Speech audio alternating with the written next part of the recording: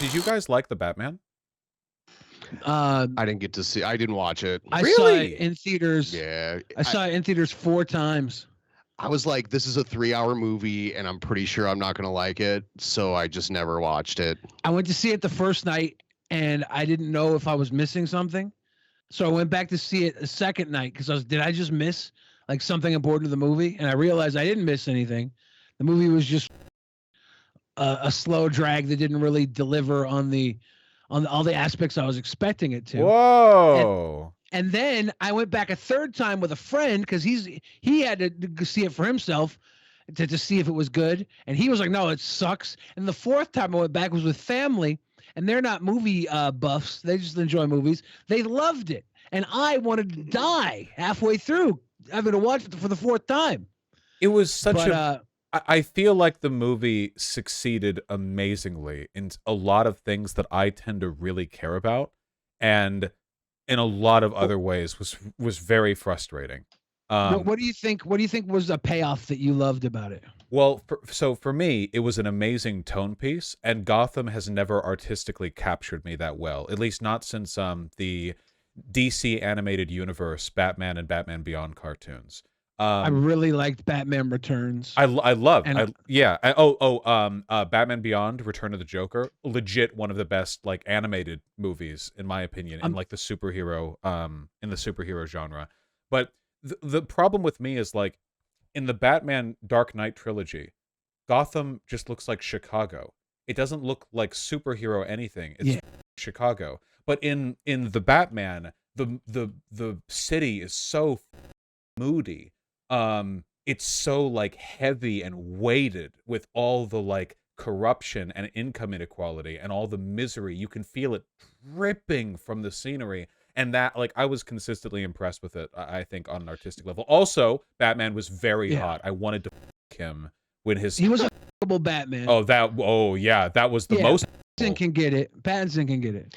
The scenery was great. I did enjoy that. Because when I was watching him walk to the Nirvana song for 5 minutes at a time, it was great to be able to look at the scenery in the background, knowing that he was going to be walking for 5 minutes to the fucking Nirvana song. I'm so confused though, because they recast Batman with Pattinson, but now this Flash movie's coming out, and both Affleck and Michael Keaton are in it, right? It's just a different universe. The same way that the Joker with Joaquin Phoenix is different than Jared Leto. We need to drop all that Snyderverse bullshit. Those movies suck, and they're like artistically irredeemable. There's not even anything, man. There's not even anything to pull from them. Like the Batman could have had an hour trimmed off of it, but I think everyone can agree there's something nice there. But like, holy shit, with the Batman, I felt like they weren't showing me his detective work. They were just giving me the end result. Like he deduced it off camera. Because he doesn't. And I'm like, he doesn't do detective stuff anymore, really. Batman is supposed to be the greatest detective. Everybody's like, oh, see all the detective work he was doing, but they didn't show any of it. It was just like they got to the point, and it was like, here's this Batman solved this. And it's like, how did he solve it? We don't know. He just did. He's They Batman. never do that anymore. They don't do it in the Snyder stuff. In the Dark Knight trilogy, he doesn't do any detective work. He just runs around and growls at people. I don't know. But in any whodunit, if you're gonna go back to a whodunit, I want to see the thing really play out. I want to see how he got the answers. Right. I want to see the James Gunn Lobo film with Jason Momoa as Lobo, because that is like the perfect cast. The Snyder universe. The crazy thing about that is that Aquaman was the most successful film in it. Aquaman had never gotten a film before. Like, I didn't watch the Aquaman movie. It was good. It was fine, but you know, I'm interested to see. I'm interested to see what James Gunn does. Can we acknowledge something? I think I've figured this out, and I've got a fact to drop right now. Okay. All the best shit in Batman is not something he's doing solo. It's him interacting with other people, because Batman is a repressed, psychotic, autistic weirdo, and he's always super serious, and watching him interact with other people is a great way to get a vibe in on his character. Like in the original, like the Batman animated universe stuff, like Justice League Unlimited, Batman on his own just was like standing there. But talking to other people, he's amazing because it's very funny. And what we need in a Batman film is an honest to God Robin. I don't even like Robin as a character. Maybe they can find one that will make me care about them. But we need another person who, through circumstance, is with Batman for the whole movie. Not for little snippets where Batman gets to act cool for a second, then disappear out of nowhere, but to see him be awkward, to force him into conversations he doesn't necessarily want to be in, but he's like not trying to be a dick or be rude, so he has to like stand there and do small talk. Like, I want, like, you remember the Dark Knight Rises comic from Frank Miller back in the day? Yeah. His interactions with Robin were the best part of that comic, because she's like 16 or something, and she's like, I love flying, wee, and he's like, okay, we have to do fascism today, calm down, all right, let's talk. Okay, we have to be fascist Ubermenschen today, okay, let's get in the tank, get in the bat tank, all right. It was the best part of the thing. We need a proper Robin. Who do we get to play Robin? Not Joseph Gordon-Levitt. Is it going to be Timothy Chalamet and they're going to have to fuck? Okay, I have an idea. I feel like the guy who plays Morpheus. Oh, that could work. Just dressed up as Morpheus. Just have somebody who looks like the Crow, like a goth boy. With Batman. I feel like the thing that makes Batman interesting is the villains. Like Batman's, it's kind of the opposite with the rest of DC, where like it's not quite. It's the opposite, but Batman is more. That's why Batman has the coolest villains in DC.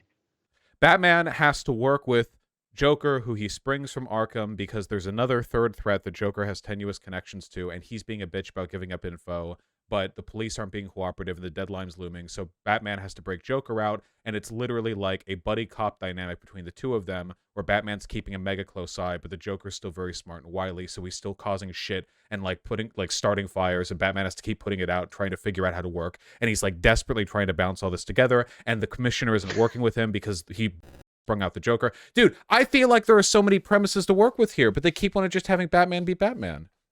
People were thinking when you said Morpheus, they thought they were like thinking Lawrence Fishburne from The Matrix. Adam from the movie Sucks said Lawrence Fishburne. Oh, was that Adam that said that? Yeah. Oh yeah. Yep. True though. Or him. That would be fine as well. I would also like to see dialogue between Batman and Lawrence Fishburne. Whatever. People say Jaden Smith should play Robin. I would watch Jaden Smith and Robert Pattinson. I would watch that. I would pay real money too. I wouldn't use my card because I wouldn't want the regular theater I go to know I saw it. Okay. So I go to like one of those side theaters. Okay. A series of cyber crimes is destabilizing Gotham, all right? And the only way that Batman can solve the case is by working with a like 17-year-old insufferable like Zoomer TikToker who like flosses and says for real no cap. And together they're the key to solving the city's problems. Instant classic. The new villain, all right? We always take these villains. We had the what was the one from the Batman, the Riddler, right? He played like the Fuentes type. He was the red pill. He was streaming on Cozy. He was the red pill guy, right? That's what he was. Am I wrong about that? Yeah.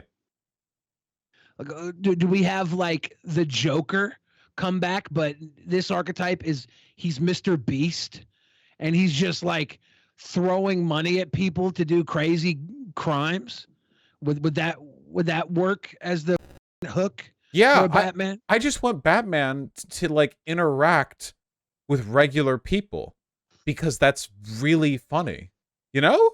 Like, right? Like, isn't that it should, yeah, it should, we should have that. It's a classic, should be able to have that funny man, straight man combo. Except the thing is, in a lot of ways, Batman actually plays the funny man because a person acting normal and being normal around Batman, they would be the more like socially conventional one. Batman, if anything, is the goofy guy because he's in a bat suit growling all the time. So he gets to be like the straight comedy man up against the more relaxed straight man. I feel like this just needs to be done, and everyone who isn't doing it is bad.